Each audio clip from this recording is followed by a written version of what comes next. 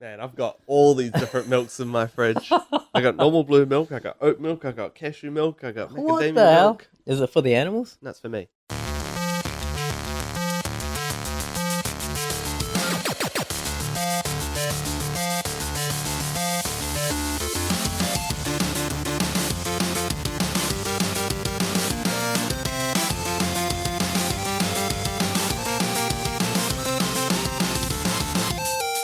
Hey, welcome to Front Seat Gamer. This is episode 140. This is our second Take attempt two. at recording. Yep. We've had some technical problems because of my computer. But anyway, Nick is not here today. He has family staying with him. So Sav is here as usual. Yeah. How you doing, Sav? I'm feeling good. Because Fabian's here. Yep. Hey, I'm here. How you doing? I'm back. All right. So take two on how you got into GGG and like what you do and The intro. yeah. The intro. Yeah. The intro part 2. Yeah. How I get to GGG. Well, I started in retail. Been in retail for 10 years. And now I've been at Grinding Gear for 3 years. Nice. I got into GGG by making a fan art of Lion Eyes Watch. Eric liked it. He liked that I could find little things that he didn't know existed, and he asked me how, and my response was zoom in slowly to hide your camera inside Geo to see behind the Geo. That's cool. And in a fixed camera game, yeah, that's just what you got to do. That single-sided geometry for you. Yeah, zoom right in, nice. So I did that. I got the job. Been here for about 3 years now. I also got the opportunity to actually remake it for real. So that was cool. We worked together on that a little Yeah, bit. it was good. It was a good, nice little learning opportunity for me. I always thought that was must have been such a mind trip for you. Yeah, dude, it was, man. That you started off making a fan, like recreating Lion Eyes Watch, and then a few months later, you're working on the real thing, Career revamping highlight. the entire thing. Yep. That's incredible to me. And with the guy who made Lion Eyes Watch. yeah, Yeah. yeah. It's like generations of Lion Eyes Yeah. Watch. Yep. Yeah, I always loved that place. Did you ever see the original concept art of Lion Eyes Watch? Pretty barren. Yeah, really barren. No Yep. sales. Yep. Yep. Yeah, it was very, very plain. Sometimes I go back on Google and I like look at PoE from like 2013 and stuff. Like, yeah, this game's improved. Yep. Yeah. It's just you can't tell when you're constantly improving it over time. Mm-hmm. You have to like go back and look at the old stuff Yeah, for sure. and really see what's changed. We also you also started cutting down. One of your first issues was just The skulls. cutting down skulls and the poly count of skulls Yep. for what was that? A good month or two? Yeah, that was like 3 months of work. Because when I had my interview with Eric, he's like, "Do you want to do grunt work?" I'm like, "Yes, please." He's like, "Yep, I'll do anything." Yeah. Like, just shoot it my way. So I start, and then Blake sends me the issue to fix up, like optimize the ossuary. And yeah, I spent 3 months deleting polygons, reducing skulls, Yeah. crunching them. Man, if I'd done it now, I'd be done in a week, like less than that. I got better techniques now. Man, I was individually moving verts to make things less and combining things. Yeah, okay. Yeah, that's like one of my favorite areas in the base game too. Really? Yeah, Man. So I was like, man, I was elated to do that stuff. I was like, I'm the best grunt ever. Yeah, cracked straight into that. I don't know what was after that. Probably, I think it was cleaning up the aqueducts, and then Eric comes to me and he's like, "We're putting you on 4.0. Yep. What needed to happen in Aqueducts? Because this is Blake's area. Yeah. Oh, dude. Yep. No, you tell me. This was an issue. Clean it up, right? Yeah. This was an issue that was a year before my time. So it was already a year old, and it had performance issues on Xbox. Oh, no. Right? So it was redoing no splits, shadow Removing machine things, removing skulls. geo, Yeah. optimizing it. And then I get put on 4.0, and then it just sits in my unscheduled, and it's just sitting there and sitting there and sitting there. And I'm like, maybe if we get a new environment house, I'll give it to that guy.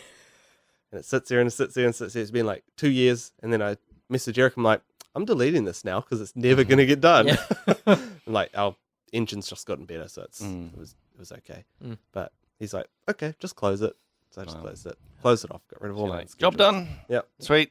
Like, that was a good issue. Good issue. Well done. Yeah. Knocked that one out of the park. That's fine.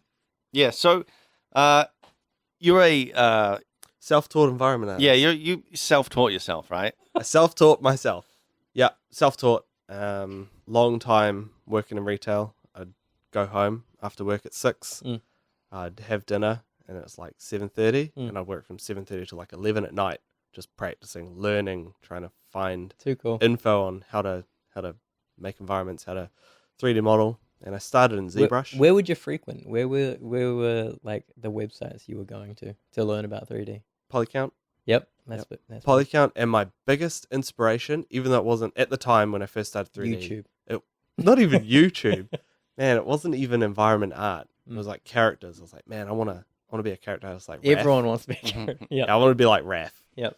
And I was looking at Raph Grassetti's stuff. I was looking at Furio Tedeschi, all his stuff, and the last submission for Dominance War, Mm. and all the characters in there. Man, those characters still hold up today. Which Dominance War? 5, 6? I don't know. Yeah, okay. Whatever the last one was at the time. Because there was some drama around Dominance War. Yeah, I it don't was know on if Game Artisans. What's that? Game Artisans used to host Dominance War. No, there was some drama, as in like Oh, right. people weren't given their prizes. Some guy like siphoned money. Like there was Scandals. shenanigans. Yeah. Oh, man.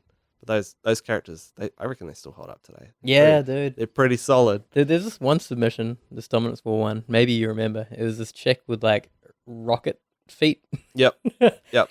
The guy who made that. Yep. I forgot his name, but he got like landed a job in Blizzard like straight away. Yep. Character artist. This is when Blizzard was like top tier studio that you want to work for. Yep. I don't know how it is now, but like I suppose they're top tier if you want to do stylized. yeah, I guess so. And that's it now. Them Yeah. and Riot maybe for stylized work, but Yeah, right. It's pretty big. yeah, did all that. Spent ages learning character art, done characters. Spent all my time in ZBrush. That's all I knew. Hmm. And then I was watching all these videos on characters and stuff, and people were like, "Oh, make a base mesh in Maya first and bring it to ZBrush." I'm like, "Get out of here! I ain't doing that. I'm not wasting time." And then You were Z Spheres, right? I was All the way? Z-Spheres. Man, I was using Z-Spheres to retopo to make extracted meshes for hard That's surface. how I used to retopo. So I do that to make hard surface things. I bought a bunch of like Eat 3D tutorials DVDs. And then I ended up contacting Michael Pavlovich, Mm-hmm. and I used to email him back and forth. Yeah. And I had made this character in ZBrush, and man, I was so proud of it. And I used to send him files, right? And he'd send back video feedback for me Wow. to help me learn. And What a good guy. yeah, he was so good. And then He's still good. he's solid. He's solid. And he would send me all this video feedback, and I was like, I need to texture this thing. It's like, I don't want to poly paint it. How do Yeah. I texture it? And he's like, oh, chuck it in Substance and texture it there. I'm like, well, how do I do that? Yeah. And he's like, well, you just UV unmap it, right? Yeah. And so I go look at YouTube videos on how to do that, and I thought it was your UV shell has to be a continuous seam. So I'd start at like the bottom of my character, Yep. all the way up the side, all the way around the head, and all the way around until it like unfolded Yeah. like perfectly. I didn't realize individual elements could be detached, Yeah. and then you could just unwrap those things. And, Yeah. When did you realize that? Oh, he sent me this video, so I sent him the helmet, right, Yep. the headpiece of my character, and he sends me this thing back, and he's like unwrapping and unfolding individual elements of it. I'm like, what are you doing? Like, what's going on here? And he tells me that you can actually detach things and just unwrap the pipes that are on your thing as an individual element and Yeah. lay it out and all that. Man, that was like next level epiphany for me. I'm Wow. sitting there, my brain's just exploding with this knowledge. Did you make characters that have like mouths and stuff? Yes, I Because did do like face sculpting. if you had one continuous thing, that would be like incredibly like this character that weird had one with the continuous mouth thing, area and inside like the mouth, right? he was just a body that was cut off just like halfway down the thighs. That's where I stopped Yeah. creating him. And his helmet was his head. There was nothing underneath that, Yeah. right? So I just chopped off. Yeah. I never done faces because I actually don't like faces on characters. I never have. I've always liked faceless characters. Oh, we talked about this. You're a Halo guy. I'm a Halo guy. Yeah, I love Halo. I love Yeah. Master Chief. Yeah.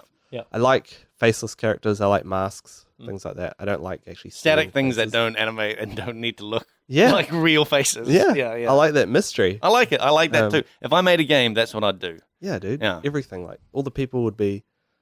I don't know. I just like where things are talking, Helmets. but the face Yeah. ain't moving. And I got this whole Pinterest board of like masks and things. Yeah, So okay. I love masks. What do you think about the Transformers? Like 80s Transformers? They look pretty Get cool. out of here. Yeah, no. Get outta here. Not cool. Not cool. Damn it. Not What? cool. No. I was never big on Transformers. Ever. Yeah, Yeah. but they got masks. Yeah, dude. No, I was into Beetleborgs. Oh my god, man. The big bag Beetleborgs. Yeah, big bad Beetleborgs. And all the monsters would come out of the graveyards and stuff. Oh my god. That I used was to get annoyed because I used The to get theme so tune? annoyed with the vampire on that. Because he would just wear sunglasses and walk out in the sun. Like Immune. that's the thing that protects him Yeah. from UV burning. protection. Right? Yeah, it's just like, yeah, you just wear sunglasses. It's like, this is against all vampire law that I know. I'm so annoyed by this. Yeah, they got away with it. Yeah. They got away with it. Beetleborgs. As a kid, you're Beetleborgs, like, "Whoa." I wonder if listeners even know what that is. It was like a Power Ranger. It was like a Power Rangers spin-off. Yeah. And I loved Power Rangers. Yeah. I had this little Power Rangers teddy, I guess, but his arms moved, so I could do like karate chops Oh, and things. cool. It was a red Power Ranger, and I'd just make him karate chop cups and stuff. Wow. Yeah, that was great. I remember a friend of mine had the Power Ranger, like they would the what were they, the Borgs, the big machines that would that combine together. You're thinking of Voltron. Was it no Power Rangers did that as well. Power Rangers did that. Power Rangers did that, but my mate only had like 3 of the what do you need, like 5 of them? Mm. Yeah, so he only had like the torso and 2 arms. Yeah, they're like Exodia. You Yeah. know, like get all the pieces and Yeah. build the whole giant mech. Yeah. Yeah, that was like my thing. Was just helmets on everything. That's Yeah. cool. Characters. I did learn faces and stuff. I done a whole bunch of other characters. I've got this graveyard of just like sculpts Oh. sitting in my computer. And man, there's like hundreds of save files of just different versions and saves of them. So I did that. I went to uni. I studied graphic design, and in my second year of graphic design, I was over it. I was like, I don't like this. So I asked my tutors if I could do 3D stuff, Yeah. and they're like, sure, as long as it like portrays the brief that you're trying to fit. So I done 3D. Were there not 3D courses? Not at my uni. No, Huh.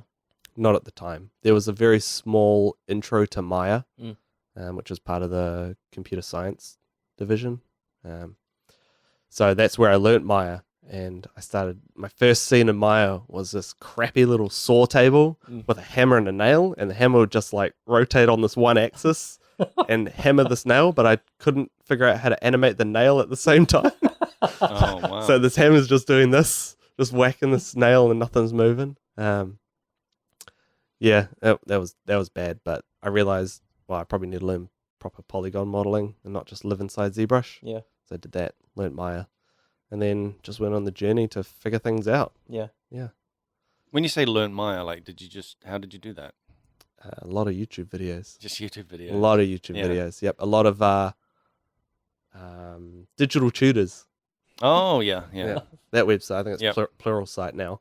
But I used to, I signed up for that, paid a subscription fee for that, and then I used to just do the make a spaceship tutorial every night. Oh wow. I'll just go through and do it again and again and again. Wow. Yeah. Are you bummed out we've not had a single spaceship in Path of Exile? No, I don't want to see a spaceship ever again. Man, That's why I can't work at That's- Cloud Imperium. that's so great. Like back in our day, we didn't have resources quite like that. Mm. At least I didn't. Because I mean, I was still on dial-up for quite a while, so it's like streaming any video. Yeah, that ain't happening. Yeah. I remember at MDS sometimes someone would come in with like a burnt copy of like something from like Noman Studios or something that they've managed to get, and it was like, oh my god, and it's like shared around the class and stuff. It's like, yeah, it was a different time. Yeah. Yeah, I just learned all that and just practiced, and everything was. Once I learned that you could like UV things, That was the key. that was the key. That was the key. But it Yeah. was detach, auto unwrap Oh right. for the Yeah. longest time. Yeah. I mean, Sav will remember the terrible unwraps I done when I started, and oh god, Yeah. looking back now, should have been fired. I'm surprised I still had a job back then. There was some bad practices, bad learning. Yeah. Yep, and no proper tutor. But yep, it's good now. It's good now. Getting good. better. So like what? Because you saying you started doing characters. When did you transition to environment stuff? When I realized that I was never going to make characters for a living. Did you just decide I don't actually like this? It's like too hard. It's a pain. Like There's a long-winded story that I told Sav just before. oh yeah, So when I was younger, I thought I wanted to be a physics programmer for games. wow, Right? okay, So I used to email this guy called Chris Butcher. He used to work at Bungie on Halo because I was right, in love with Halo. And I used to email him. He told me to go onto the Havoc physics website and download that and try that stuff and play with the Right, physics yeah. engine and all that. And I was fully into it to the point where I'd done a speech at school about it. whoa, Uh, holy hell, man! Yeah. So for 10 minutes, when the speech is only meant to go 2 minutes, I'm talking about Havoc physics Wow, to the point where all the kids in the back are asleep, right? The Yeah. teacher's like, okay, I think it's like time you stop like talking. please stop. Pretty much. Wow, Like, I was into it. So after that, I would email him constantly about how do I go about doing physics and stuff and programming for games. And he said, well, start like learning programming. Yeah. And I get to learn programming. I noped out of there so quick. Well, this ain't for me. It's like, Yeah. I can't do programming. What did you think programming was before you? I didn't realize it was code. I thought it was visually related. You know, I thought it was all Yeah. visual stuff and you just saw it like you do with like 3D art. You see Yeah. what you're making. I didn't realize it was writing lines of code. Yeah. And then you don't see it till it works, basically. So yeah, I noped out of there real quick. Okay. And then I was like, well, I'm going to be an environment concept artist, right? Yep. So I started drawing environments and stuff, and I used to look at heaps of concept art online and Polycount and Game Artisans and stuff. And I realized I'm pretty crap at drawing. So You noped out of there? I noped out of there. And then it was a while, and I didn't do too much. And then Halo 3 comes along, and I'm playing Halo 3, and then one day I'm just like realizing that I'm just stopping all the time while I'm playing and just looking at models. Mm. Is Halo 3 the one with the log in front of you? Like, I think right at the start of the game? Yeah. Jump over the log. Yeah, Yeah. and it looks freaking incredible. Yeah. Yeah. Yeah. So I played the crap out of Halo like, Yeah. all the time. Yep. And then I realized I was just looking at models most of the Mm. time. Like I would find guns to throw the gun I'm holding on the ground to look at the model Oh, when it's wow. not in my hands. Walk around crates. Turntable. Yeah, dude. Like looking at crates, I'd put in Forge, you could spawn a weapon on like a weapon holder and it would be floating. Yep. So I'd just spawn it just to walk around it. So watch it floating. I mean, this is still how we play games, right? Yeah. I still can't not do Like that. how many assets in Red Dead have you Too many, zoomed in too on many. and walked I around? still do it. Yeah, I still do it. Yeah, That's how I knew. I was like, man, I wanna make some stuff. that's cool. And yeah, that's where the whole thing moving into characters and 3D art happened. Was from that point. Mm. At like When did you go look at? You went looking for engines then, no, I was No? just looking for how do you make things? because you made Lion Eyes in Unreal, right? Yeah, so I was dabbling in Unreal, Yeah, but I couldn't grasp it properly back Right, then. yeah. Just being a teen, Mm. I didn't understand stuff enough. I learned Unreal a lot through Torfrick. He had an Unreal tutorial, Mhm. so I got that tutorial and I'd watch that constantly. Yeah. And I was trying to apply that knowledge to Unreal 4, but I couldn't make the connection because it Mm. was Unreal before Unreal 4. Right. So I just started throwing stuff These in. are pretty big names, man. Yeah. So I just started throwing stuff into Unreal Engine Mm. and figuring it out and then looking at tutorials for stuff I didn't understand. Yeah. And my whole scene, my Lion Eyes Watch scene, I would sculpt something in ZBrush, I would decimate it, Mm. I'd bring it into Maya, Yep. I'd assemble it in Maya, and then I'd export an FBX of the whole thing into Unreal Engine. Oh, the entire The entire scene. thing. Yeah. And I had this Wow. like blue Yeah. plane for the water. And I was like, man, how do I get rid of that but still know where the water is? A whole lot of trials and tribulations. And then I was lighting it, and there's I was like, man, I want to take a shot from this angle, but I can't because I don't have anything there. It's like you can just see for distance, you know? It's like, what do I do to like hide stuff? So yeah, so I just tilted the angle of the camera and just showed less of the water. Yeah. Were you able to walk around that in like first person? Yep. You can walk around it because I That just would've set been auto interesting. collision on. Yeah. Just auto collision. So Was that it's fun? fine. It think was that would be weird cool. because, you know, Yeah. I'd only ever seen line eyes from Yeah, top down. yeah. So actually running around, like, is the scale even right? Yeah, that's a good question. So I'd run It's hard around. to tell. I would spawn in, like, make a brand new character, get to line eyes watch as the witch, and then I'd just walk around and I'd be taking screenshots, zooming in Wow. to like try and get the best angle to figure out how big things are Yeah, that's cool. against the witch. But Yeah. man, everything in that scene was just decimated. Wow. So when you Decimate. when you started working on Line Eyes Watch at work at GGG, what surprised you the most about that area? Because you would have How simple it is. Oh yeah. Yeah. Compared to what I thought it was. Ah, interesting. That was, I think, for me, like I knew that we deleted Geo, but man, I didn't know we deleted Geo. You're looking at the guy who deleted the Geo. Yeah, dude. I'm like, oh, I wonder what it actually looks like from the shot that I took. And I swing around, I'm like, oh, everything's missing. Mhm. There's no faces back here. Yep. Yeah. So I mean, that's the advantage of having that's only ever seen from one angle. exactly. There's no there's no maps that have that at a different angle. So Yep. Yeah, that was That's great great. because I didn't think like that prior. Mm. I just was like, whatever. But seeing so much Geo deleted from the back, I was blown away. Wow. Like, it's not even a rock back here. Yeah. So when I remade it, man, I wish I could remake it again now and just make it better than I made it when I remade it because Yeah. I don't think it's good enough. Dude, that's the process though. We all look back on stuff we did like years ago and go, man, I could do so much better now. Like Yeah. you're always, that's a good sign that you're improving, like that Yeah. you're constantly getting better. Let's just say there's some dirty stuff in there. Yeah. We don't talk about it. It's like, oh, use these mega scans. Okay. LOD 0 mega scans, just plug them in. Yeah, Like, that's they're good. That's I should have retopped them. I should have rebaked them. yeah. But- But it's funny that you're talking about that. You're talking about that then. Yeah. Now you're kind of getting a bit of a reputation as like the bake everything down to a single plane guy. The like super optimized like Yeah. Bake it. this wall that looks like it's like got so many holes and so much geo in it. It's actually just one plane. Yeah. Yeah. I think that's my favorite thing. Planes with parallax. Mhm. Yeah. And that's the game. Yeah. I love baking stuff down now. It's like once I started realizing that I do actually have time at work to properly make an asset. Yeah. Mm. You know? Mm.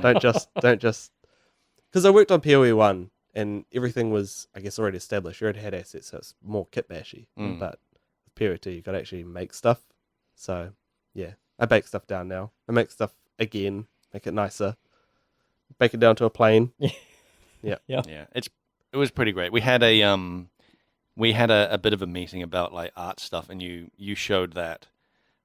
You were like, here's a wall with like the full geo, and here's a wall that is just a plane that you've baked down, and they're identical. Yeah, and it looks good. we were all like, whoa, that's pretty great. Yeah. Yeah. I was pretty happy with that. Not gonna lie, it saves a lot of geo. I don't know if it's less expensive though. Maybe in some cases. But I think it's better. All right, it's better. I mean, yeah, it's got to be. Yeah, it's. I mean, taking something from 11K down to like just a plane. Yeah, mate, I'm doing that. Yeah. That's my thing. What were your thoughts of You would have seen the Unreal 5 nanite things. Mm. Mm. What's your thought? It's Oh. cool for concept. Yeah. It's not cool for games. That's Mm. my thoughts. Okay. I think it's a powerful tool if you want to, if you're a concept artist and you want to just throw your model from ZBrush straight in, Mm. you know, apply materials. But Yeah. I don't think streaming millions and billions of polygons is a good idea. I don't think letting people have full reign of mega scans with little to no repercussions is a good idea. Mm. And you won't see that until you make more than just a picture environment. Mm. That's my thoughts. Yeah. Like, there's no gameplay in those things. Mm. It's just here's a canyon. Look at how Mm. cool it looks. Yeah. Did you check it out? I checked it out. Yeah. Yeah. David showed me on his screen. He Oh, cool. he loaded up the the demo of it. Yeah. And It didn't run particularly well though. didn't run particularly It well. was like 5 frames a second. No, I think he's got a bad graphics card at work. So. Oh. But yeah, I don't think it's a good practice. I say that now because I've gone through shitty practices at work, like coming in and I'm just decimating stuff and putting it in, and now it's don't do that. Yeah. Like, what's wrong with you? Give you a slap on the head. But I wonder, like, they've shown, oh yeah, you throw in these billion polygon stuff. What if you're using it with optimized like assets? That would be fantastic then, right? What are you talking about? Like you have assets that are like properly optimized, like, you know, okay, maybe they're higher than what we would normally have, but they're, you know, properly optimized, properly unwrapped, like baked and stuff, and you're using their thing to just bring stuff in and it just is running on the fly with like all the lighting and stuff. Like that seems fantastic. Yeah, I think that's Like it's just a upgrade to their engine I suppose if you're using it like that. I think it's really good and powerful for look dev. Like you Yeah. can just throw in some of their Megascans assets, look dev stuff up, make stuff really quick, and then you say, this looks great, let's make it. And then you can take those Megascans, rebake them, low poly them, make them nice. Yeah. That's where I see the power in it. Because you can look dev super quick. Yeah. And you're not going to be lagging out with all these millions of poly meshes. You don't have to make something, commit to making a low poly, putting it in and realizing it doesn't work. Yeah. That's my thought on it. Yeah. Lumen's nice though. Damn. Lumen's real good. Damn. I don't care about nanite. Give me that lumen because, Yeah. man, I suck at lighting. I don't have a bad thing to say about Lumen. Yeah, that's golden. That should have happened. Yeah, man, this freaking nanite. Is Chaos in Unreal 5 as well? I thought it was out already. I tried to get Chaos at work, Mm. right? Because I was going to do some destruction stuff in there. Yeah. But I don't know. I couldn't get the beta to work. I don't know if they've actually fully released it though Huh. for UE5. But I Mm. wanted to use that to sim some destruction. I think I remember talking to you about this. Yeah, so I could just get pieces of things. Yeah. Large scale breaks without having a model breaks. But I don't know, Booleans work. Yeah. That's the thing for our game. I've always ended up like going back to just bullying stuff, just cutting out chunks, because like there's a certain level of detail that if you go above it, you kind of don't see it. Especially if it's rubble on the ground, it all kind of bleeds into its own. Yeah, but see, I just do rubble with the plane with parallax now. I mean, there you go. That's there you go. You've made That's it the even- solution. That's the solution. Make a nice plain blob shape. Yep. Put material, parallax in, and you get nice little stones. Yeah. and bits everywhere. I like this is some inside stuff, but I like how the parallax does, like, you know, it pops up through the ground, so it ends up with like a rough outline when you don't even need to like model a rough outline. Yeah, Alex is a god.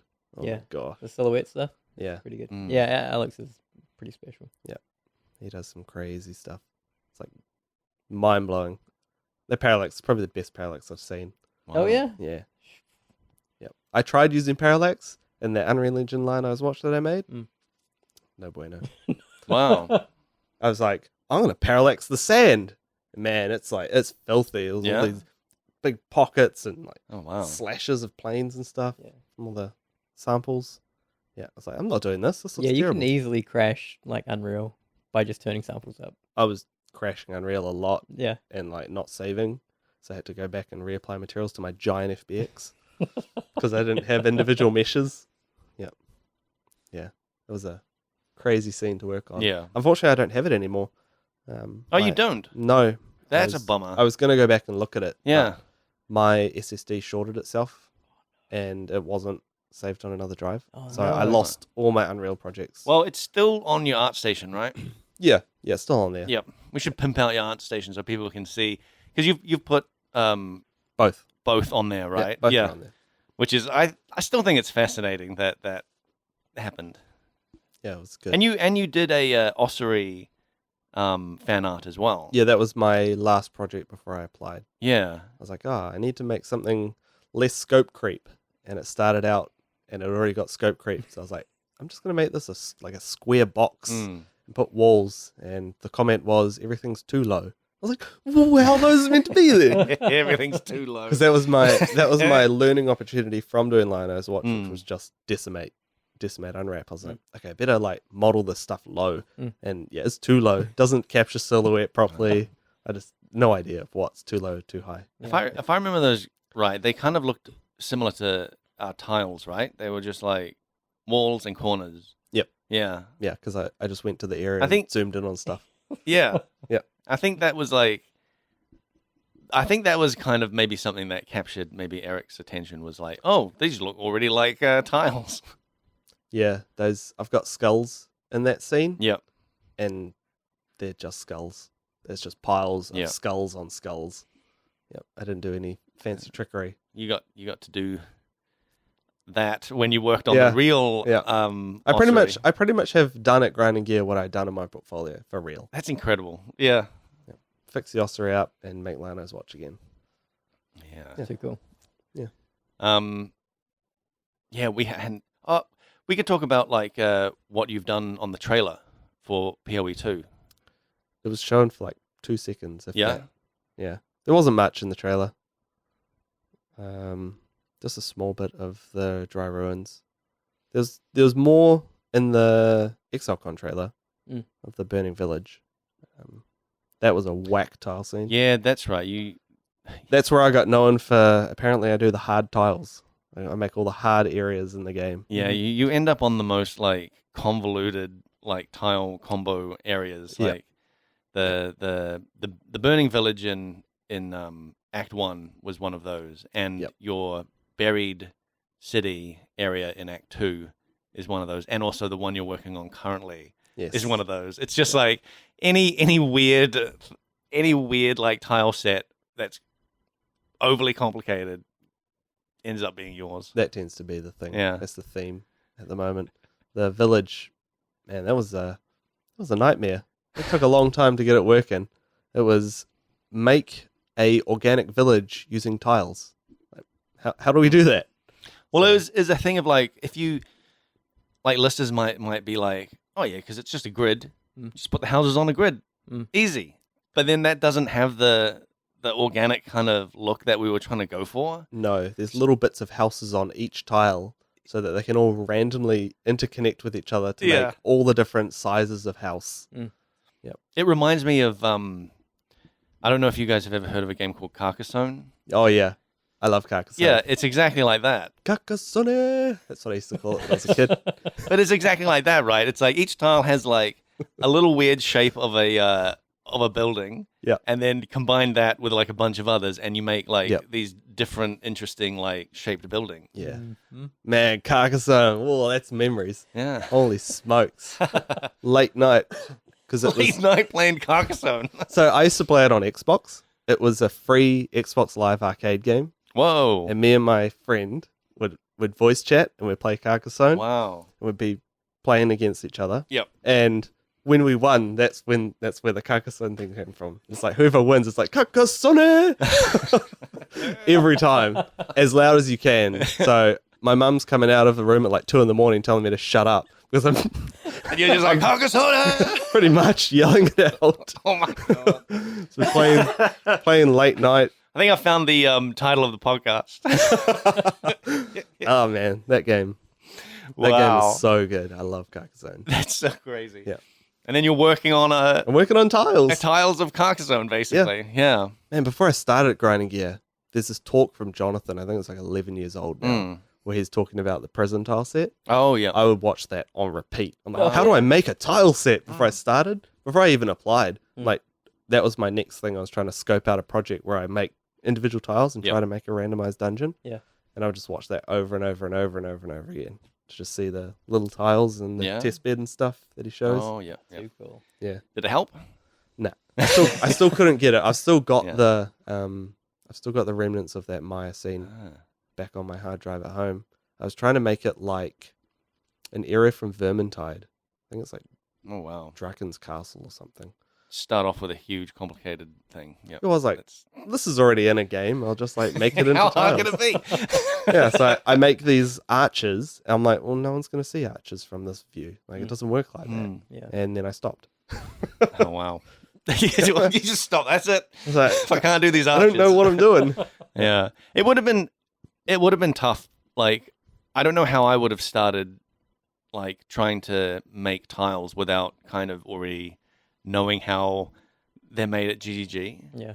Because I knew that, like, I remember watching a Diablo 3 thing where they talked about their tile system. Yep. And their tile system is very similar to our room system, where they just have, their tiles are just big-ass rooms Yep. that have, like, that can connect, north, south, east, west. And they just are cobbled together like that, where ours are, like, more individual, like a wall, Little bits. a corner, that make the whole thing. But yeah, like, I remember like watching that and I was like, oh yeah, I get it. But it's like I still wouldn't know how to kind of go about making that. Dude, we still have these talks to this day at work. Yeah. We go and talk about a new tile set, and Josiah's trying to explain something to me. I'm like, mate, I don't get it. Like, yeah, we've been working on this area for a while, but I still don't know what you're talking about. yeah. So we have to like actually physically go and meet each other at work and go through and try and find out what he means and what I want. Yeah, it's crazy. I find it fun. Like try and explain a tile set to someone. Talking with hard. the best way I've described it is we make jigsaw pieces. Yeah. And the level designers make the jigsaw. Yeah, but when they tell you they need a specific jigsaw piece and you can't visualize it in your head, you're like, what does it look like? Oh, well, it's just this medium point connects to this wide point. What does that mean? I've literally never been able to visualize those complicated tiles in my head. I always tell the level designers, draw it for me. Well, I tried that with the village. Yeah. And Josiah wanted to make some... He made it too simple. That was the problem. It was so simple that you look at it and go, I don't know what I'm looking at. This was exactly it. I was like, it was a large piece of a house that went to a smaller piece, right? So it had to sort of... It connected at one point and connected at another point. And I couldn't think how that worked. So I was like, all right, use the roof of one of the houses and just put it like roughly in the direction that it should go. And he puts it, I'm like, yeah, this still don't make no sense. It's like, okay, so can you put a wall where the walls should meet? And instead of doing that, he made these little colored tabs on the tile. And I don't know, I got it from there. I was like, okay. He's like, as long as it touches here and touches here, whatever you do in the middle doesn't matter. Yeah. And yeah, that was an epiphany for me. I didn't realize. I just thought everything had to always be super nice between those points. So I was literally putting a diagonal wall that touched both those points. I didn't realize you could shape the wall to a different shape and all that. Yeah. That's the thing, is like the edges are the only thing that really matters. That's all that matters. You can do whatever inside. Yeah. Yeah. You can make it whatever weird shape you want, put whatever you want. It's like, but as long as those like edges match up with other edges, it's all good. It's completely fine. Yeah. That was so hard to learn though. You also worked on the it wasn't properly shown. No, it was. I mean, it wasn't probably shown in the ExileCon trailer, but it was in the gameplay. Yep. It was the manor at the end. Yep. The giant holes in the manor. Yeah. So you worked on the boss arena down there. Yeah. Which I don't actually think was playable at the demo. You could get there in the ExileCon demo. Some people got there. Like they just blitzed straight through to get there. Yeah. But the count wasn't standing there. Oh, yeah. So there was nothing there. It was just, you get there and then it's like, quit the game now. Yeah. And it's, thanks for playing. Yeah, thanks for playing. But yeah, you worked on that, which was like another. Well, we worked on the manor together. It was the last area, and you worked on that hole, which was the boss arena, and I worked on the rest of the manor. Yep. And I was thinking like, the rest of the manor was so much easier than this like one hole. Yeah, well, because it was 3 holes. That too. Yeah. Oh yeah. Yeah. It was complicated. It was a hole for each level that you walk on. So you start at the top, and the hole's huge, and then you have to see everything below that's in the hole as well. And then as you go down in the manor, the hole's getting smaller, but you still got to see below yourself again. And then so every hole you could see everything in it. Yeah, that was tough trying to figure out how that actually all goes together. That was hard. And then there's walkways that go across the hole.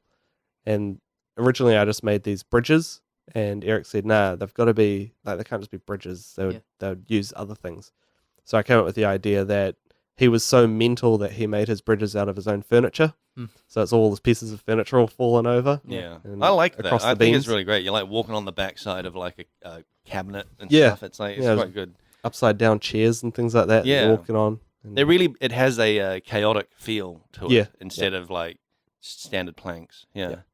Yeah, so it worked out well. And then you go all the way down to the arena, and I had to make the arena as well. There's piles of dead bodies in the arena, but those dead bodies are females, and because the count had sacrificed virgins or something, but I just grabbed the witch and took her clothes off and deleted her hair, so they're all bald. Wow, I actually didn't know that. Yeah, well, you can't tell. I actually really didn't know that. They're all Great. dusty and stuff. They're all gross. Wow. Yeah, I was like, oh, I need a chick character. Yeah. Yeah. Well, so- there was lots of there were Oriath civilians that I used quite a lot because they were like the most I don't know, the most normal looking people. So if I needed like normal looking people, I'll just use them. But yeah, I actually never thought of using the actual player models ever. Yeah, there weren't many female characters in the game. At that Yeah. point by the end of Act 1. It's like maybe a couple of people from the town and the witch. That was it. Maybe the ranger. Yeah. Mm. Yeah, there wasn't much, and I had to make dead bodies. So That's cool. That's pose them up Yeah. and put dirty on them, yeah. and they're fine. That's great. I didn't even know that. That's cool. She's got underpants on now. She didn't back then. Oh Yeah. my god. Didn't back then. She was just skin. Wow. So that was probably the last thing I done on Act 1. Hmm. Yeah, it was good. Act 1 was good. The Buried City on Act 2. Okay. Yeah. And then stuff you can't talk about yet. Buried City could be better. Let's get in there. Let's get in there. Well, the Very City was one of those tile sets that was also a difficult one with I remember well, sort of being off to the side because you were sitting behind me, so if you had a meeting with the level designers, I was just kind of like in it. Yeah, you're part of the meeting. I was just part of it, whether I wanted to or not. And so I would hear like the conversations and stuff, and it was like a heck of a time figuring out What is it? what is it and how is it going to connect, because it's like 3 different levels of buriedness throughout the thing. Yep. And it was it was a heck of a lot of like planning that went into it. That was a hard area. yeah. Yeah, lots of interconnecting points. Yeah, dude, man, I redesigned it probably like 3 or 4 times. Yeah. I think I also mentioned on, I think it was the podcast with David, that you spent a huge time towards the end, because that area is, I think it's done now, right? It's basically done. It's getting 99, 90%. Sav's doing some nice polished stuff on it. Yeah, yeah. The bones are in. Yeah, but you went through a huge phase of hunting for seams and gaps and little like. Oh my gosh! And right before that trailer, every day was a seam fix. Every single day. And you kept finding new ones constantly. There were new ones every day, and I was like, okay, issue's done. Close it. Get QA to check it, and they reopen it, and there's like 40 more. And for the longest time, I was looking at all these seams and stuff.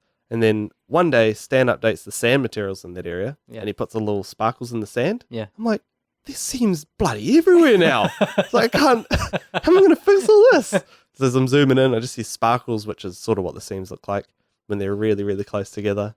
So I came up with this trick where I turn off all the lights. Yep. I put this disgusting, like, bright green fog, and I put GI onto max, and all the seams have this bright green, ugly glow coming out of it. So I know if it's real or not. Yeah. It's not just like an optical illusion. Yeah, because man, I sat on this tile for a couple of hours, and I was like, they connect. It's fine. Everything's fine. There's no problems here. There's no stray verts or anything. I go back in and I warp to the area and I look at them like, there's still a damn seam here.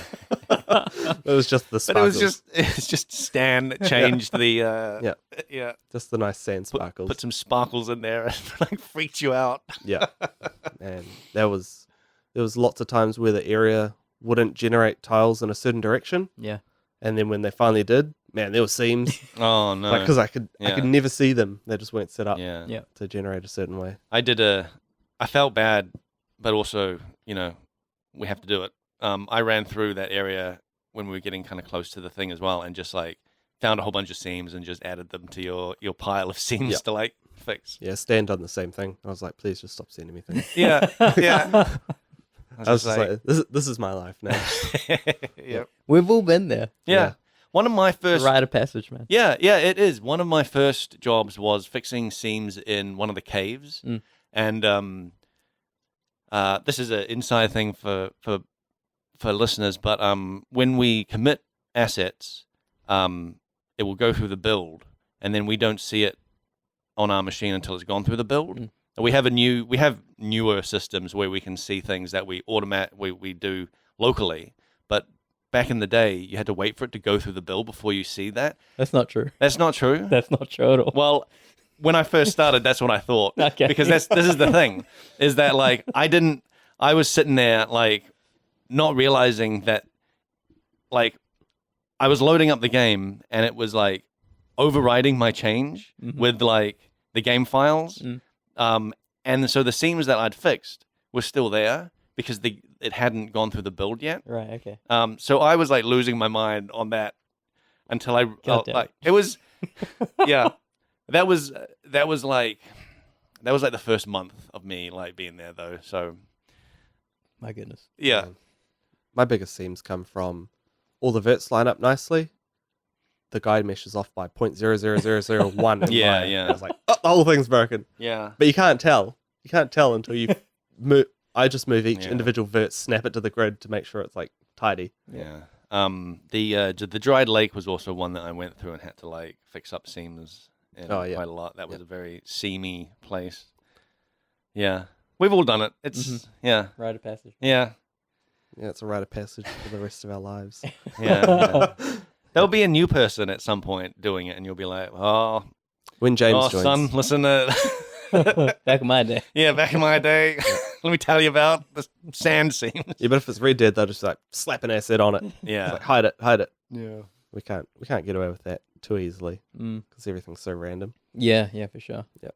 It poses so many interesting problems that regular level design doesn't like have to deal with. Yeah. So we've talked about like what you've been doing at work. What are you doing outside work?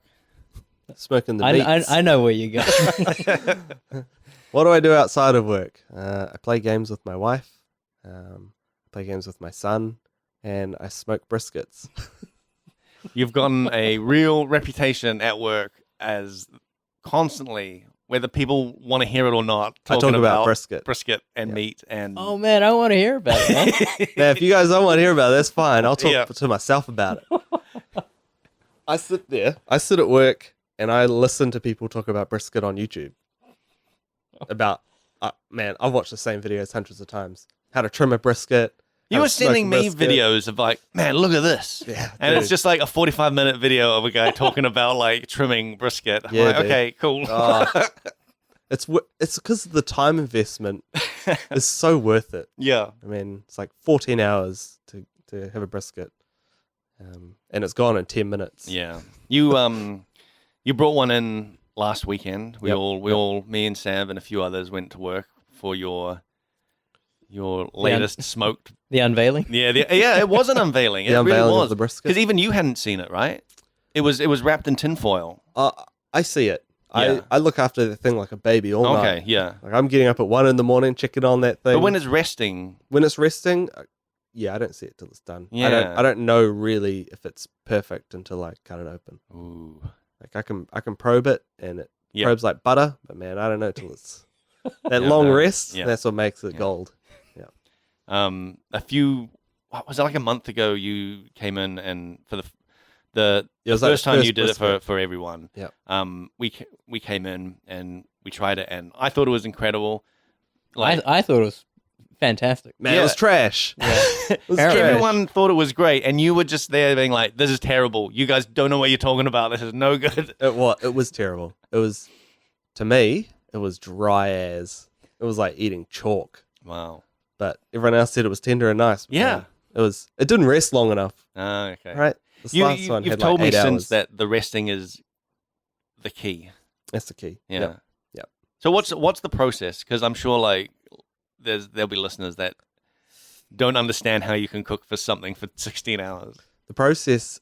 Okay, I'll talk about the recent one because that one is. I think that's the pinnacle of process. Oh yeah. Yeah, that one's good. So 7 p.m. fire up the smoker, I start getting it ready, and I just let that thing get to temp and stay at temp as best as it can for 2 hours. There's nothing in there. It's just smoking away by itself for 2 hours, and then I put the brisket on at 9 after I've trimmed it and put the rub on and everything. Put the brisket on at 9.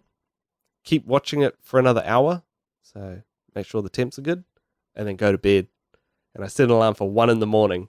I'm going to bed at 10 and waking up at 1 in the morning. 1 in the morning, I get up, go outside, I check it, make sure temps are good, refill the water pan. Don't even need to touch it, actually. It's fine at that point. Just making sure it's getting nice color and bark on it. Mm-hmm. Go back to bed, wake up at 5. Well, what's bark? What? Bark. Yeah. Oh, mate, that's the delicious. Oh, yeah? So when you put the rub on and the smoke interacts with the meat, it makes almost like a crust on the meat, right? And that's called the bark, and that's a sign of some gold. Oh, yeah. Yeah. So you don't want to.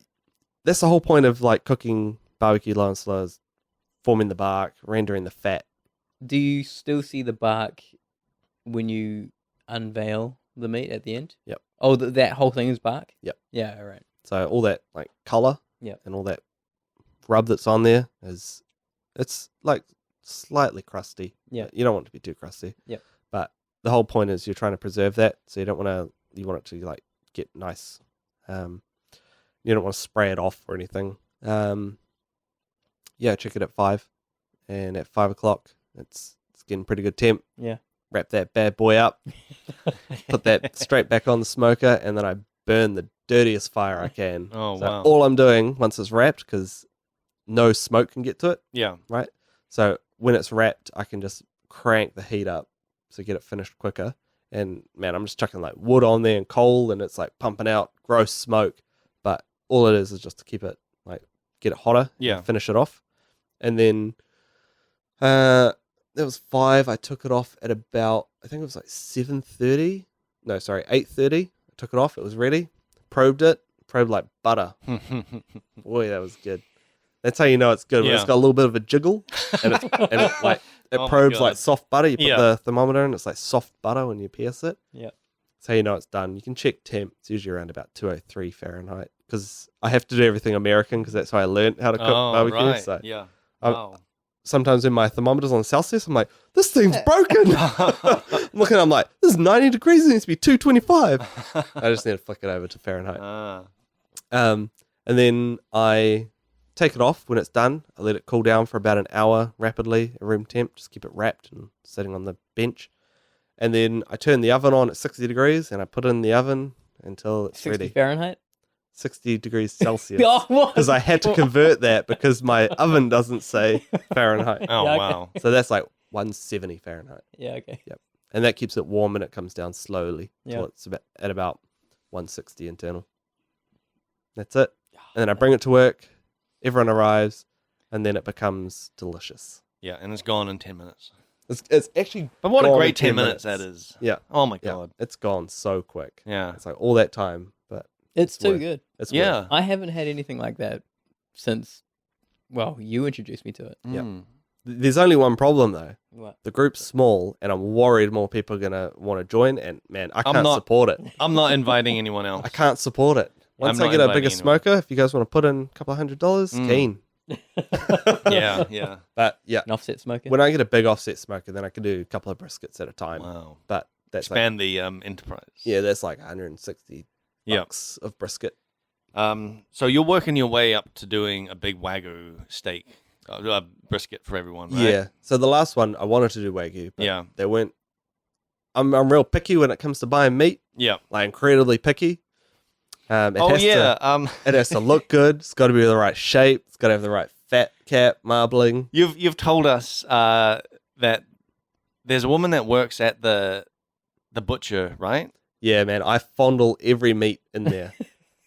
Okay, I get in there. I'm at the brisket part of the butchery, and I'm pulling every single one out of the cooler, and I'm looking at it. I'm turning it around, and there's a lady that works there, and every time I'm there, she always asks me if I'm all right because I'm pulling every single one, and I'm looking at it, and everyone is out, and I'm messing up their fridge just to find the right brisket. Wow. Yep, to find the right brisket, right They ribs. must be used to people doing that though. Like when you're I don't know. I see Right? other Like dudes when you're Are walking. you, looking are you for- just putting them on the ground on the floor? yeah, No, I'm just stacking you them on throwing top them over of your other shoulder. ones. Just no. This ain't good enough. Yeah, she's like, do you need help, sir? yeah. I'm pulling them like I'm crouched down. I'm getting right in the back of the fridge, pulling Oh, them all the wow. way forward. Yeah. I see other people walk in there. They walk in, they look at one, like, okay, and they walk out. And you're just like amateur. Now I have to inspect every single one, weigh up the pros and cons. But can you see all the goodness behind all? Because don't you like strip fat and stuff off it as well? Yeah, so I'm looking for all that. Yeah, but you're you're cutting that back. You can't see through it, right? No, you can't see through it, but that's why you look at it sideways. So you can see how thick the fat cap is, yeah, how much yeah. you can trim down. Yeah, there's some unknown factors. You Mm. can't be prepared for everything, but if you're looking at it and it looks like it's nice and marbled, Mm. you got a nice fat cap that you can trim back. Mm-hmm. Yeah, I trim a lot off, heap of it. So next time I get a Wagyu, I'll trim, and then I want to keep the fat trimmings off, put it in a tray, and I want to render that down to make Wagyu tallow, so that I can Wait, wrap what my do you do with brisket. that? Render it down, so pretty much all the fat, Yeah. put it in like an aluminum barbecue tray, Yeah. put it in the smoker while the beef's cooking, Yeah. and render out all the fat, so it's all liquid fat, Okay. and then you keep that, and Yeah. that's what you It put. solidifies, right? Yeah, it'll solidify when it gets down cool temperature. But what you use that since it's Wagyu fat that you're rendering out, it's sort of like soft butter Yeah. at room temp, and you use that to wrap the brisket in. Oh, I see. Ooh. Yeah, I'm getting hungry. yeah, dude. Can you also just put it on bread? The way you... I mean, if you want. Oh. No good? So the whole idea of wrapping the brisket with the Wagyu fat is that what you perceive as moisture is rendered fat. Mm. And when you've got that on the outside of the brisket, yeah, that's Yeah, gold. bueno. That's Mm. total bueno. Yeah, that's Wow. real good. That's the nice stuff. How did you get into this? Last year, Christmas, I went to go see my mate, and I hadn't seen him for a while. And he had this Weber Smoky Mountain smoker, Mm. and he got it from his friend, but he's never used it. He's like, "You can have it. It's like a $500 smoker." He just gives it to me, Wow. and it was dirty as. So like, clean this whole thing up and make it all nice and clean, and then smoked it out to season it, which is like making sure that it doesn't have any chemicals and Mm. crap in it. And my first thing I smoked was pork ribs. They were okay. They weren't great. Mm. They weren't great, not gonna lie. Even how, at- even how at was the it time? received? Yeah, Yeah. yeah. My wife liked it. So that's a roaring review, right? Yeah, she loves it. But you didn't think it was But good? the problem, like, they cooked fine. The problem with them was I over seasoned them. So okay. they were like, I didn't realize how much you put on. Mm. And I didn't have proper like kosher salt and things like that. So I was using table salt, and that's a no-no. Oh, what's the difference? Kosher salt is bigger, Yeah. coarser grains of salt, so you can physically see it better, Yeah. and you know you're not putting too much on. Yeah. But when you're using like table salt, Mm. sprinkling that on, and that hits like wet or like It absorbs, right? meat, and you're like, did I even salt that? You like go do another pass. Yeah. Yeah, it was bad. What about the Himalayan salt? I don't touch that stuff. Really? Yeah. No good? I thought that was the good stuff. No, that's what I've got at home. No, never again. Really? Because I was like cracking that on top of it. No, Yeah. but you just use the big chunks, right? You just take the No, because then cracker they're off. too big. Oh. too big. Okay. Yeah, gotta You got to adjust your the Yeah. coarseness. nah, No? just kosher salt. I just buy Just kosher salt. kosher salt. And that's good. So use that and pepper, but I'd over seasoned both, so they were trash. Wow. I done bacon wrapped chicken necks, little chicken Whoa, thighs. Yum. They were good, but I didn't know how long to cook them, so Mm. they were over. And then my first successful cook was a pork butt, which is a Boston, also known as a Boston butt. It's not the actual ass of the pig. Yeah. Why Why is it called the butt then? Because it's the butt of the shoulder. Oh my god. So right where the shoulder Yeah, connects a in. shoulder butt. Yeah, exactly. A shoulder butt. Wow. Right where the shoulder connects in. It's Yeah. in there. And that's where you make pulled pork with. Ah. And it's basically impossible to destroy. Mm. Because there's so much intramuscular fat and collagen that breaks down. Yeah. It's you almost can't wreck it. So it's a good starter. It's a good starter. yeah, Yep. yeah. Good starter. You can't. You don't want to really, start on Wagyu, right? No. Yeah. No, you don't. You want to work your way up to it. Work your way up. So for the longest time, I put off doing brisket for ages because I didn't want to put the money down and then fail. So I done pork butts, I done beef short ribs, and then I done a brisket, and it turned out bad. My very first Really? brisket, it was not good. Too much seasoning. No, I had not understood the principles of cooking. Yeah. Simple as that. What did you do? What was wrong? I didn't realize that there are specific temperatures that things are good at. Right. I didn't realize that you you don't have to wrap it, but you can wrap your brisket, and that can like help. I pretty much just left this thing on, it turned to rubber. Oh, right. Goodness. Yeah, it was gross. It was just like, it was yuck. It was so gross. And I cut that up really small, and you just put a lot of sauce on it to cover it. Oh, no. When in doubt, tomato sauce. I was just using barbecue sauce over it to try and like cover the dryness and Oh, grossness. Did you let it Didn't like, let it rest. Nah, You I didn't pulled let it that rest? thing off, and I was like straight into it. Wow. That's the other problem. Yeah. Oh, You okay. have to let it rest. Yeah. The resting thing, like, this is brand new to me. Mm, I me too. didn't know about this like resting thing, that it was like such an important part. I thought it was just like off the grill, onto the plate, Yeah. into your stomach. So when you cook, you're cooking for a long time, so the meat gets really tight. Mm. As it's pushing out moisture, it's getting tighter and tighter. Mm. So you want to rest it for a longer time. Or the general rule for a lot of like meat resting is rest it for half the time that you cooked it for.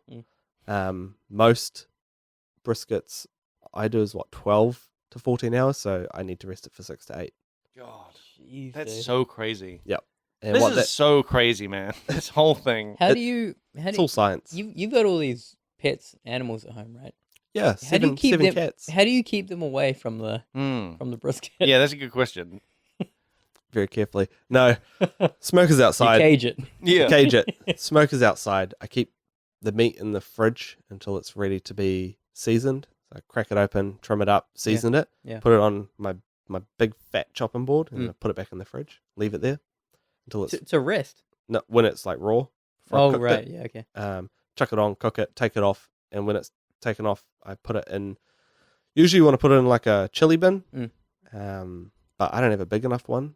So the other thing is put it in the microwave. So you keep it wrapped and you just sit it in the microwave to keep it insulated. Yeah.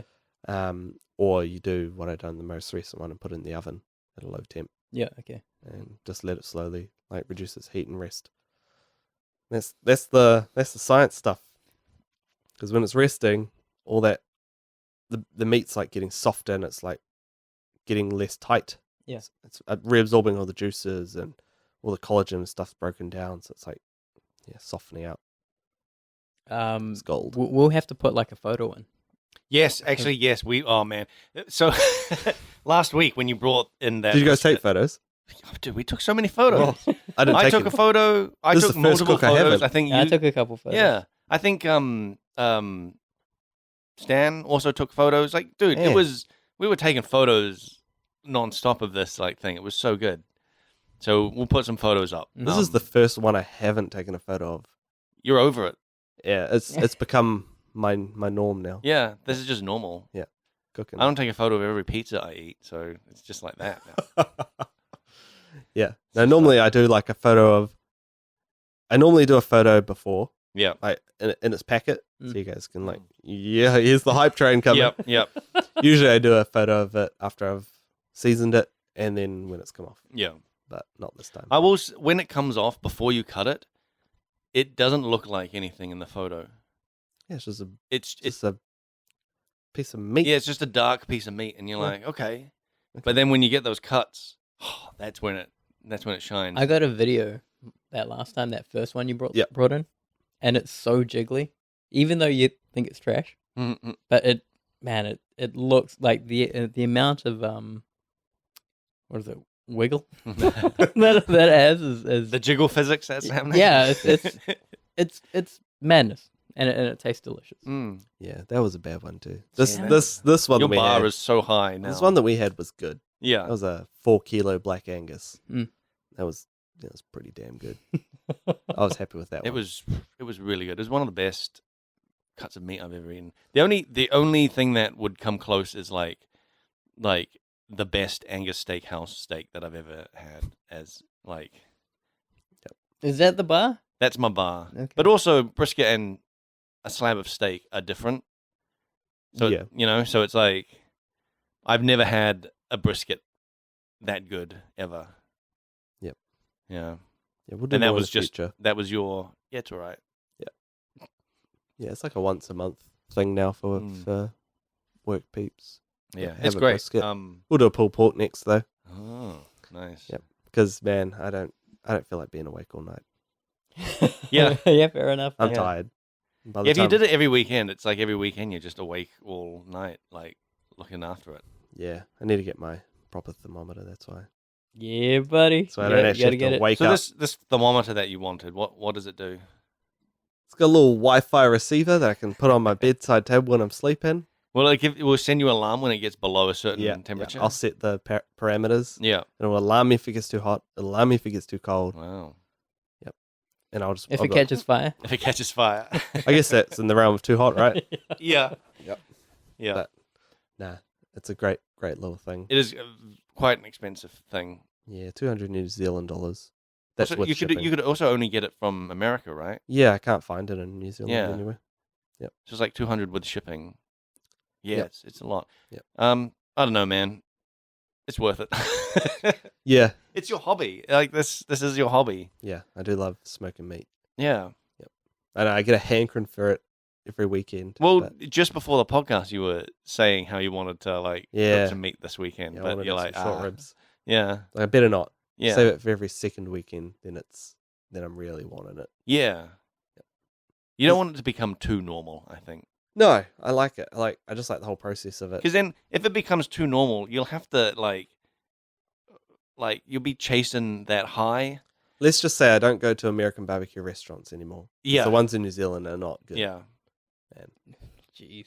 That's just my Yeah. yeah, the ones I've been to. yeah. Mm. Yeah, if there are good ones, cool. But I just want to go to Aaron Franklin's I've never heard of it. Franklin Barbecue in Texas. Oh, Oh my okay. god, Mm, is Texas the world capital of barbecue? Do you think? yeah, Yeah. Texas is where it's at. You reckon? Yeah, people sit outside Franklin's Barbecue at 4 a.m. and there's a line Wow. waiting to Okay. get in, and they don't get in until midday. Mm. And they're just sitting there. They got their little camp chairs and stuff, Oh and my their God. blankies. Oh my god. It's like midnight release for a game or something. but Yeah, yeah. man, there's Like heaps an of people. iPhone's coming out. Yeah. Yeah, dude. Yeah. It's just a new cut of meat. Legendary brisket. Wow. And how long are they cooking it for? So usually they cook. I don't know. All briskets are different. The time that it takes to cook varies. But the big thing with all the really good restaurants is they rest it overnight. Mm. So There's a long rest. yeah, Yeah. it's like 12-hour rest. Wow. They're cooking it like days before. Yeah, they cook it like the day before and then rest That's it incredible. overnight so that they've got enough supply for the day while they're cooking the next day's stuff It's Yep. bananas. on their big 1,000-gallon smokers. That's incredible. Yeah, they're huge. Would you Huge. want to work there? I don't want my love of the hobby to disappear. Ah, yeah, yeah. You love it too I mean, much for it to. My love of making game art and stuff hasn't gone, and I would Yeah. kind of gear. But Yeah. I don't think the food industry is a good one to work in. Mm. Yeah. It's also high stress, I think. Even if I don't think Kiwis appreciate like American barbecue enough no, for it well, to be a like I don't. barbecue. know Is how much throw of a some big- steaks on. Yeah, I don't know how much of a like slow cook barbecue like smoked meat culture there is because Yep. Here in New Zealand? yeah, Yeah, it's barely existent. yeah, because New Zealand barbecue was just like chuck on some sausages. Yep. Low quality. Yeah, chuck on those cheap burnt. Crappiest meat you got. Yeah, yeah. Go down to the beach and that's it with your bread and tomato sauce. Yeah, this is like looking after a kid. Yeah. God, Well, you chicken treat it on like a kid. You're like Yep. cradling it in your arms. Yeah, I Like, gotta look after it. Oh, no. yeah. It's hours of work that go Yeah. into each cook. Even like short ribs is like 7 to 8 hours, Yeah. maybe a little bit less, but Jeez.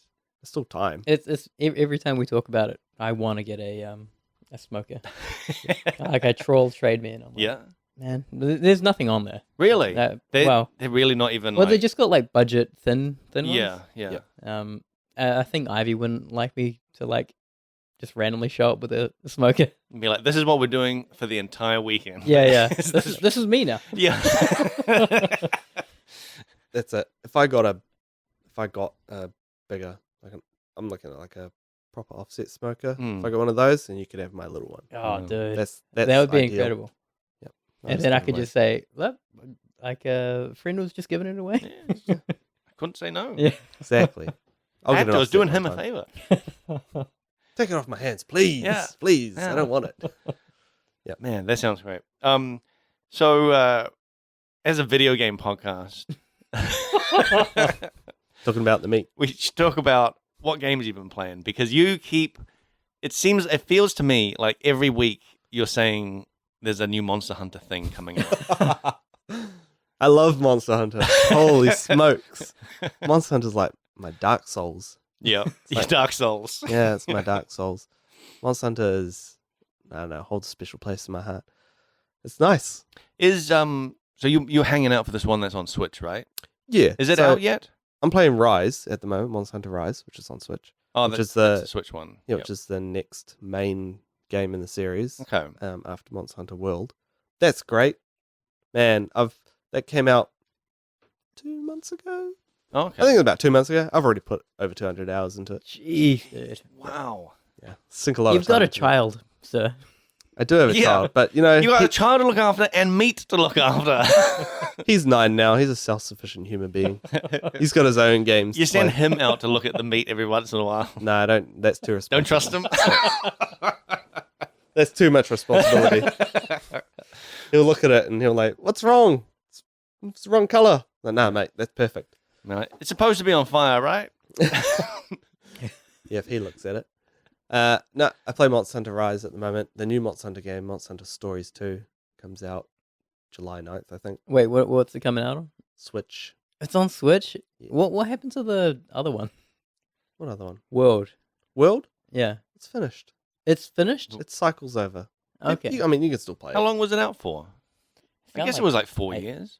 Must have been. Was it 4 years? I don't know. I'm just guessing because we had Reson about it once. Yeah, that's right. Monster Hunter World. It feels Dude, recent to me. I thought it was your Dark Souls. Why are you consulting yourself? yeah. Because I don't Maybe know it's how looking long up. it came out. When it comes up, you're not a real fan if you Yeah. don't know when it comes up. Mate, I put 600 plus hours into that. 2018. Oh wow! Not that long Okay. ago. Yeah, 3. Yeah. Yeah. So I'm just playing Rise Yeah. until the expansion for it comes out, maybe next year. Yeah. There's content that comes out. There's some content coming out in July, then Mm. probably in August, September. What is it about that game that you love? Like what is it? Because I The played it graphics, right? and Not even a graphic. like I've played it and it's fun, but I don't get the hook that you've been playing it for 200 Smacking hours. monsters in the face with my hammer. Yeah, I love smashing them. you just love smashing I monsters. just love smashing monsters. I don't know. I really just love the gameplay loop. I like building new weapons, Mm. trying new weapons, making new armor sets, setting up new builds, and learning.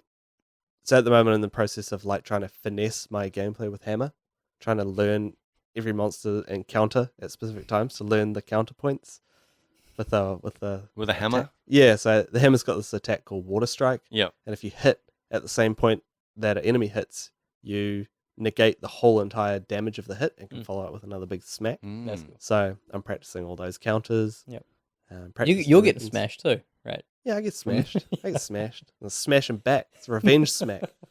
Do you start new characters for this? No, I just make new weapons and Oh, try okay, new yeah. weapons, and then make new builds. So build new armor sets, build new decorations, which is what you put into armor sets, and make skills. New, just like Path of Exile, making new builds. Yeah, I know. That's Yep. that's why I was thinking. Like, it sounds very Path of Exile, where Yep. you're just like, I'm going to try this for a while. Yeah, Yeah. exactly.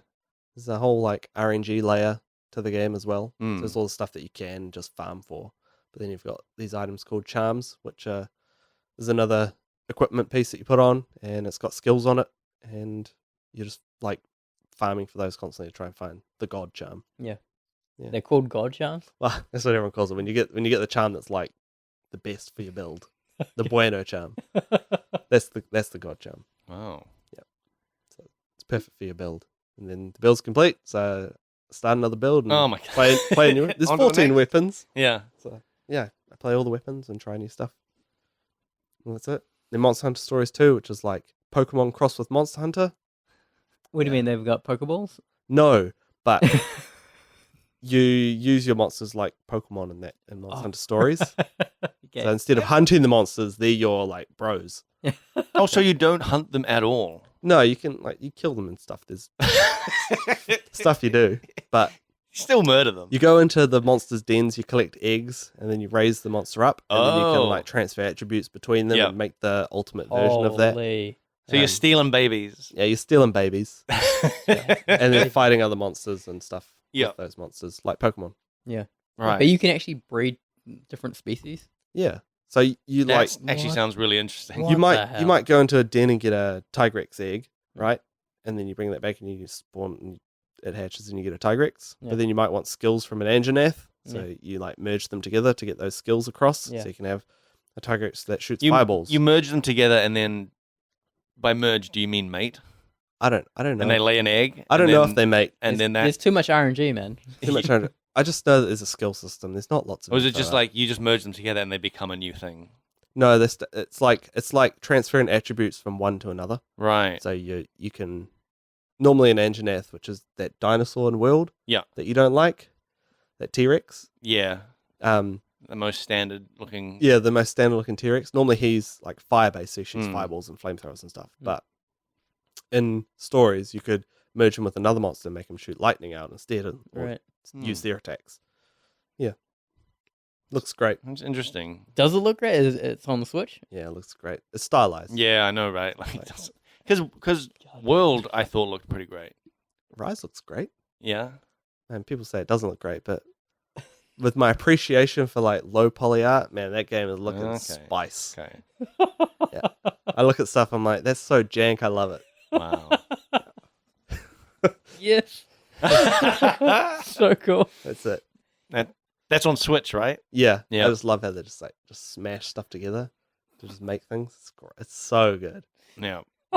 Go up to like these broken boards, Yeah. and you can see both of them are just the same board, just mirrored or flipped the other way. Oh man, that just That's it. triggers me so That's it. much when I see that in a game. It's like one's facing up, one's facing down, but it's the same board. Yeah. Oh man. There's no variations. Yeah, Yeah, Oh. that's the good stuff. Yeah. That. that's efficiency right there.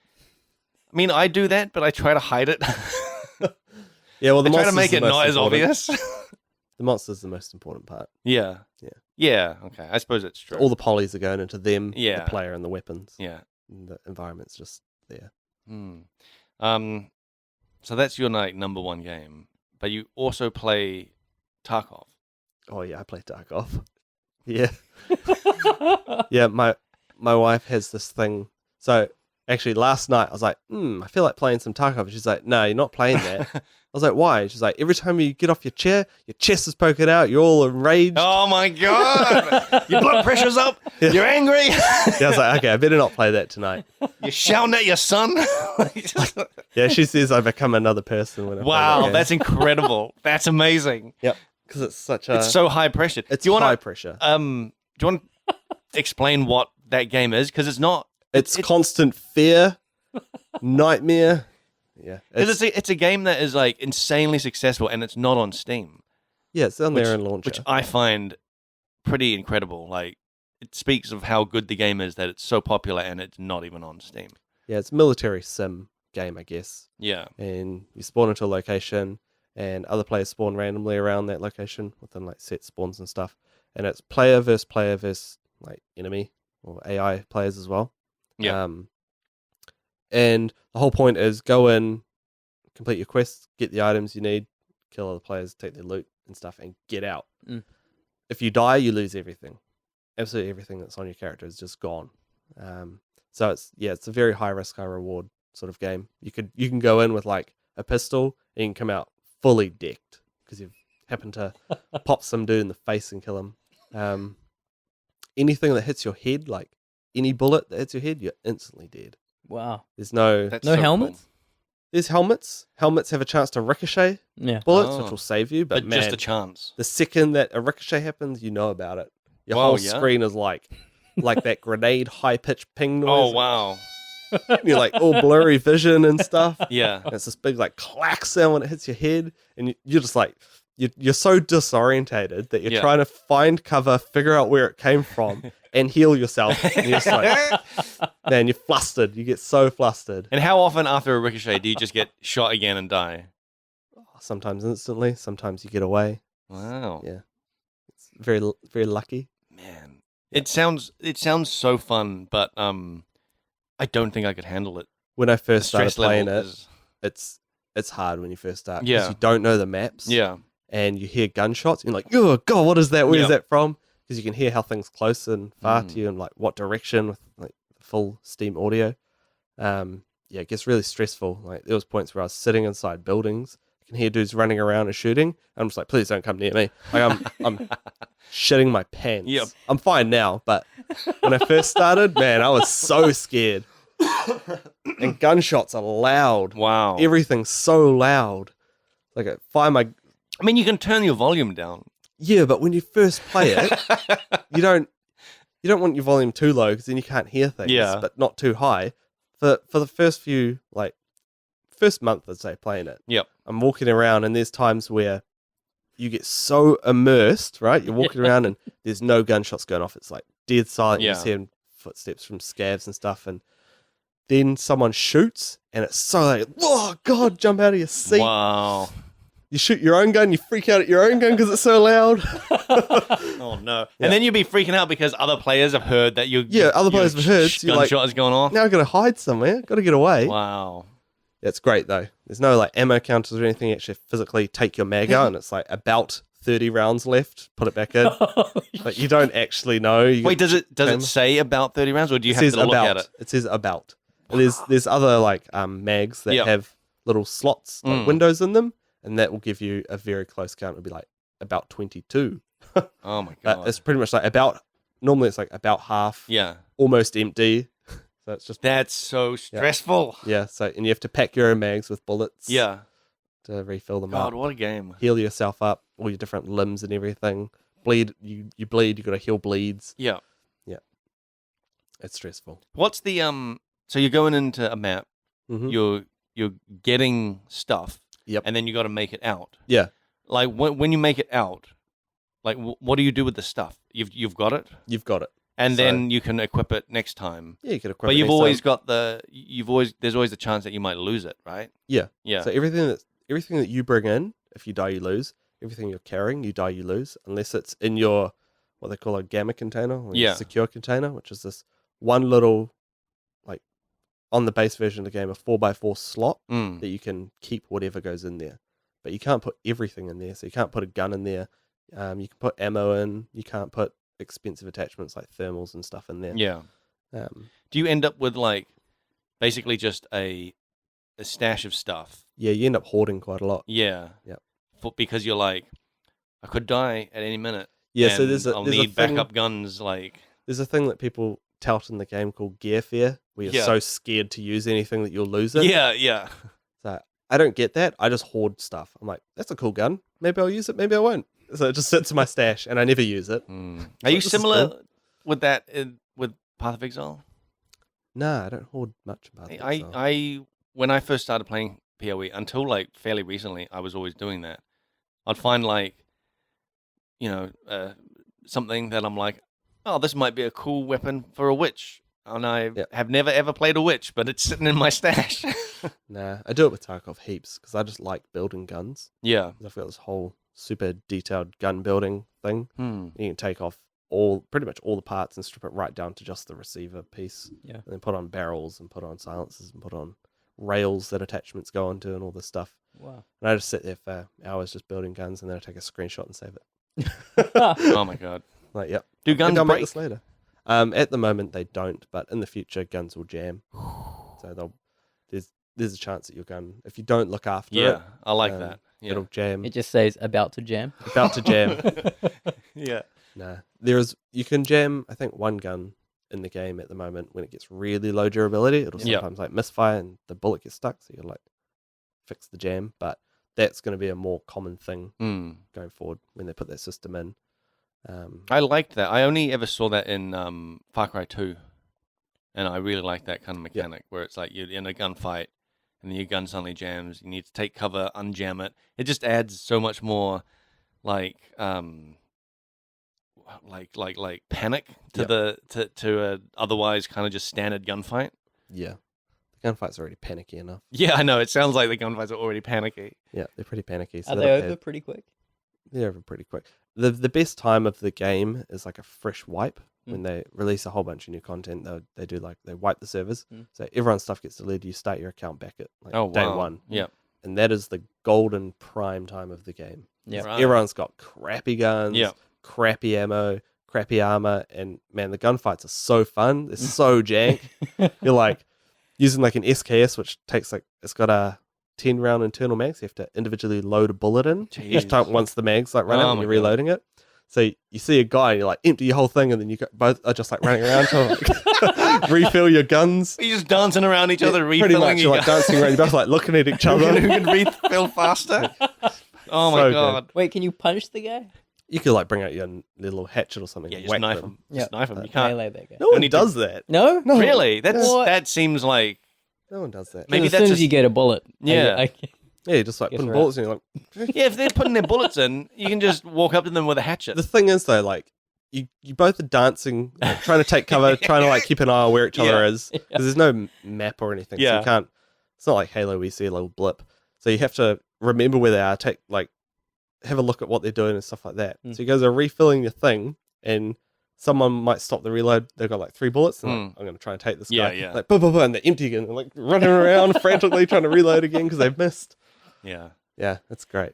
And then as the wipe progresses, everyone gets better gear, and then it just becomes almost like a who sees who first. Yeah. It's like Yeah.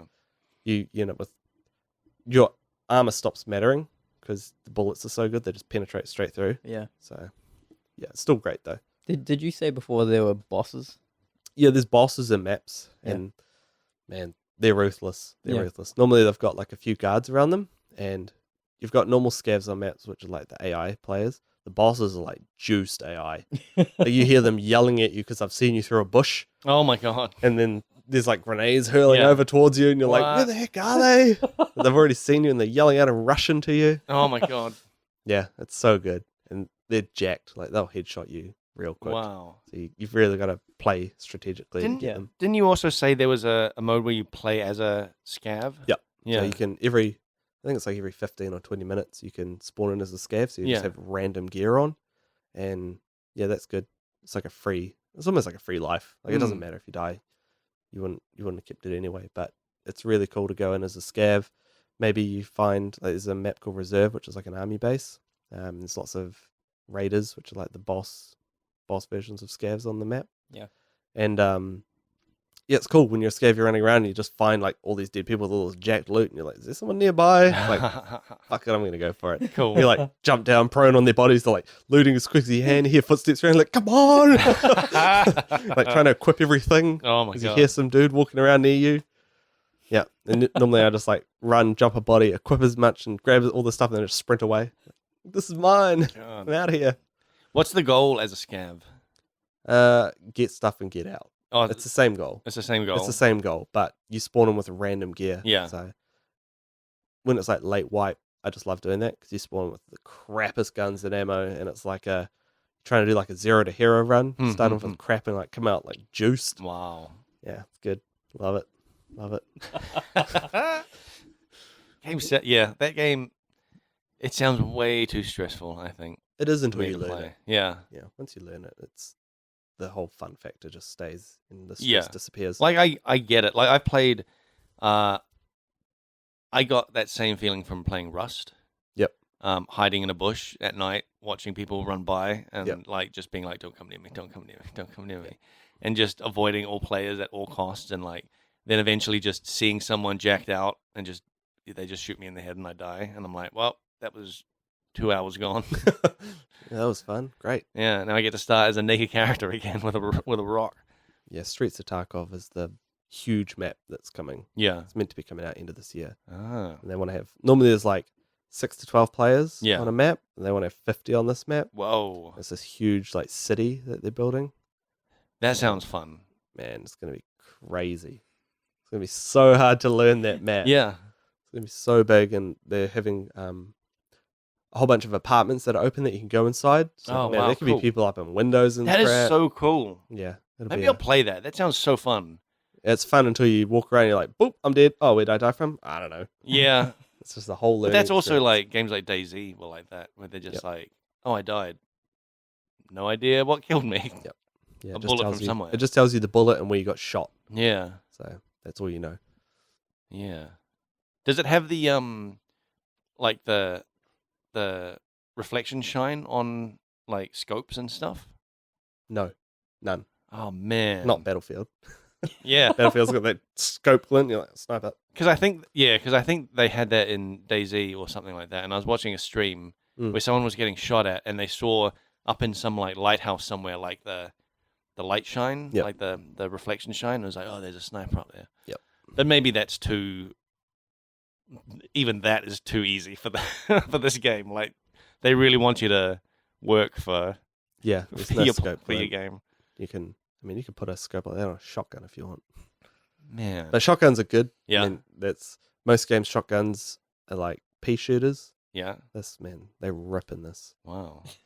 They rip. But I mean, shotguns are always tough, right? Because they're way closer distance than These ones, man, they're not. Yeah. Sniper with them. yeah, they're sniper shotguns. There's so many times where you're walking around, you see a scav like 20 meters away, and Yeah. he yells at you, and then he just pops you in the face with a shotgun pellet. Wow. You're dead. It's like game over. Wow. You're out of that raid. I thought you shotguns had to are be like really like quite close. Being close, they're definitely the king. Mm. If you shoot people in the legs, Ah. blow out their legs and kill them. But yeah, they're still ruthless, even far away.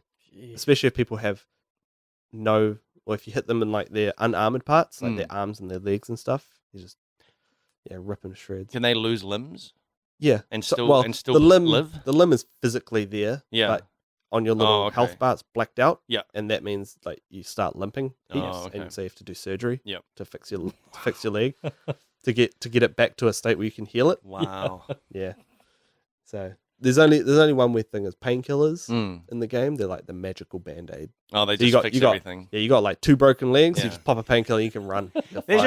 should be a thing where it's like, yeah, the painkillers, you can run, but actually it's causing more damage. Yeah, you still take damage. You still take like Oh, right. chip damage. Yeah, yeah. So you like you guys sprinting. It's like, Yeah. It's like, and his health is like, so you're like sprinting and healing and like trying to manage your health. so the pain, like that sounds cool though, because then the painkillers just like they just kill the pain. Yeah. But you're still damaged. Yeah. Yeah. So That's you great. gotta go find a bush or something and Bush. heal up. Hide in a bush. How much of the gameplay in this game is you got to find a bush? Yes, Like all of it. all of it. You Bush- you bushes hear a are great. gunshot, you got to find a bush. Yeah, bushes are great. You hear footsteps, you got to find a bush. Yep. Yeah, people hide. So there's insurance in this game, Yep. right? So you pay one of the traders, Yeah. and he insures all the gear that you've got. Oh And yeah. what that means is if you die and your gear doesn't get extracted from the raid, Mm. then you'll get it back in like the next day. It Oh, that's comes in the cool. mail. Yeah. So people do what's called insurance fraud. So you run over to a dead body and see this guy's juiced. You just chuck all your gear on the in a bush, Yeah. hide it, In a and then go bush. take all his gear. So you get all your gear back, but you also Oh. have his gear. Ooh. That's pretty cool. Yeah. But you're running the risk of people finding your gear. Yeah, man, I ain't got time to check every bush in the game. There should be people that go in there that are like, Sometimes. we're the real scabs, and we're just looking at bushes for Sometimes, gear that yeah. people are. They work for the insurance guy. There's days where I've done like insurance fraud in the game, Yeah. right? And I'm like, here's your insurance. It's like, someone got out with your stuff. It's like, no, Someone got you. No. I hid that so good. Got you. I chucked You that gotta- in the river. Yeah, probably floated down to somebody, and they're like, "Oh, look at this!" Yeah, dude, Wow. so funny. But it's such a great game. It's like it's a very emotional game. Yeah, Lots of highs and lows, man. and then when you're finished, your wife says you're too angry. Stop Yeah. playing it. do you yell at the I actually never yell when I play games. It's all just internal. It's all internal. Internal stress. It's only Carcassonne. Yeah. It's only- Carcassonne! Yeah, that's it. That's the Your only wife's game. like, you got to stop playing Carcassonne at night. Like, you're too stressed out. Yeah, that's the only game. Wow. Otherwise, I never yell. You never hear me. You can't even tell I'm frustrated when I'm playing games. Yeah. I'm just like, I'm done. It's all day for. I'm out of here. And then you just like Yeah. red-faced. Just like, I need a drink of milk, damn it. yeah. I need a milk. Give me a 2-liter. So I think we should probably wrap this up. We've been going for over an hour now. Plus technical difficulties. Plus technical difficulties that I'll have to like edit together to hopefully be seamless. Good luck. Good luck. That's good to me. So I want to thank you, Fabian, for coming in. All good. It was a bit of a job getting you in because like you're only available every other week. Yep. Which every other was the weeks, like not the weeks that we were recording. Mhm. But luckily, I got sick, and we got to skip The whole we schedule had to changed. postpone for a week, and now Oh. we line up. I feel so privileged. Yeah. So thanks for coming. It's been real great. Thanks, Sav, for Hey, shit. being here. Anytime. Yeah. Fabian, it was cool to have you on Yeah, it's finally. good. It's good. Yep. And if anyone has any questions or just wants to email in general, we are frontseatquestions@gmail.com. Our Twitter is @frontseatcast. We're on Facebook at facebook.com/frontseatcast. We have our WordPress. We have a YouTube channel. We have a Twitch, which every time I play Death Stranding, I'm thinking maybe I should like Twitch this. You should just Twitch it. I should just You Twitch should. it. That like I'll watch you. that reveal of me like when I found Conan O'Brien, I was like, this would have been perfect to like put on Twitch because it's just out of nowhere. Yep. It's that and freaking Cyberpunk bike just out of nowhere as well. Yeah, man. It's just all this. I'm like, what else is coming? Mhm. I'm probably not even halfway through that game. Yeah, and we're on Spotify. So thanks again, Fabian, for coming. It's been to be great. here. And we'll be back in a couple of weeks. Sweet. Sweet. Sweet, man. Cheers. Sweet. Bye.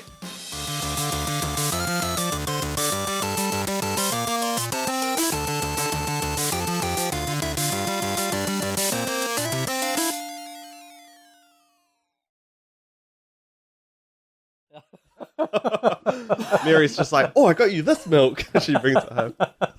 No, she knows you love all milks. Yeah, she loves. She's just on the lookout always for Pretty much. different milk. Yeah, pretty much. She's like, oh, I got you this one. It's like, Yeah. Coconut milk. yeah, pretty much. It's like Yeah. as nice as coconut chocolate milk. I'm like, okay.